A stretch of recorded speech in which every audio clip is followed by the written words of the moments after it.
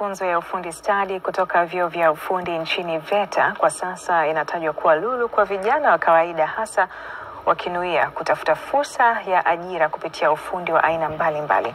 Licha ya swala la gharama za mafunzo kuwa kikwazo kwa baadhi ya vijana kupata fursa hiyo, bado juhudi za wadau zimeelezwa kuwa chachu ya kufikia lengo, kama ilivyo katika programu maalum ya mafunzo ya fani ya umeme jua ambayo yenyewe imekuamua vijana 64. Jacob Rovilo anatujuza zaidi. Uzinduzi rasmi wa siku 14 za mafunzo ya vijana hawa 64 kutambua na kufunga umeme jua katika chuo cha VETA Kasulu. Sasa ni darasani, ikawa siku, juma na hatimaye saa kadhaa kuhitimisha mafunzo ya wiki 2. Vijana wameiva katika hatua zote za msingi. Hii hapa tunayoiona ni sola. Kazi yake ni kubadilisha miale ya jua kwenda kwenye nishati ya umeme. Hii hapa ni charger controller. Hiki hapa ni kifaa kinachotumika kucontrol umeme unaotoka kwenye sola kwenda kwenye betri.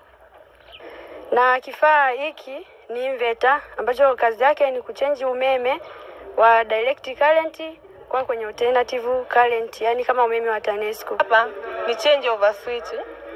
Baada ya kwenye change over switch tunakuja kwenye main switch ambayo inapeleka matumizi kwenye nyumba yetu. Umeme ukikata TANESCO unakuja kwa kutumia mkono. Change over switch ina automatic na manual.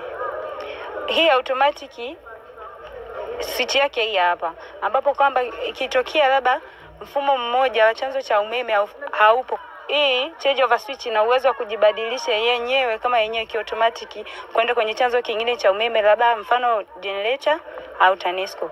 Sehemu ya mafunzo ikahamia hapa kiwanda maalum cha uzalishaji wa nishati ya umeme jua kilichopo manispaa ya Kigoma Ujiji.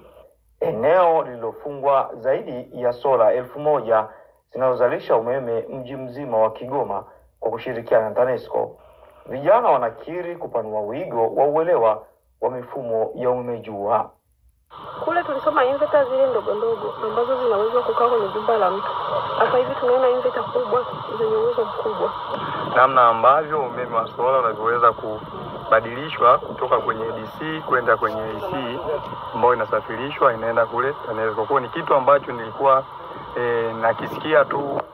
Wadau wa umeme jua wanasema mpango wa mafunzo haya una maslahi mapana kwa vijana na nchi.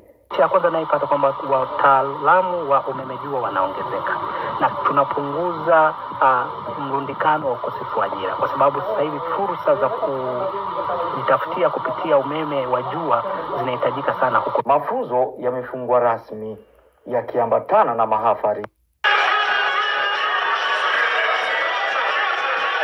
Mkuu wa chuo hiki na afisa fedha toka shirika la Enabel wanaofadhili mpango huu kupitia mradi wa Wezesha Binti wamesema mwitikio wa vijana ni mkubwa. Tulipokea maombi ya vijana 327.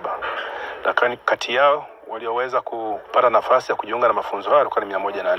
Kwa tunaomba wadau Enabel na wengine wenye uwezo wa kuguswa na jamii inayotuzunguka wakaendelee kutoa msaada, na kwa hawa vijana tunatamani sana waweze kuwa na nidhamu na uwajibikaji wa hali ya juu, kwa sababu dunia sasa hivi inahitaji nidhamu ya kazi, inahitaji uwajibikaji wa wewe mwenyewe, uweze kujitoa hasa kuweza kujenga jina la biashara. Walionufaika wanasema hatua hii si haba. Hifadhi ni kitu ambacho ni as a professional hakiharibiki, na maana tutaenda kufanyia kazi mtaani, pia tutaenda kujikwamua katika kipato, maana hiyo ni kazi yako mpaka unakufa nayo. Sasa ni wataalamu halisi kwa fani hii, vyeti mkononi. Matarajio ni ajira. Mpango wa Enabel ni kuwafikia vijana 2300 kwa fani mbalimbali kwa miaka 2 iliyobaki kumaliza mradi, ikihusisha vyuo vya ufundi 5 kwa mkoa mzima.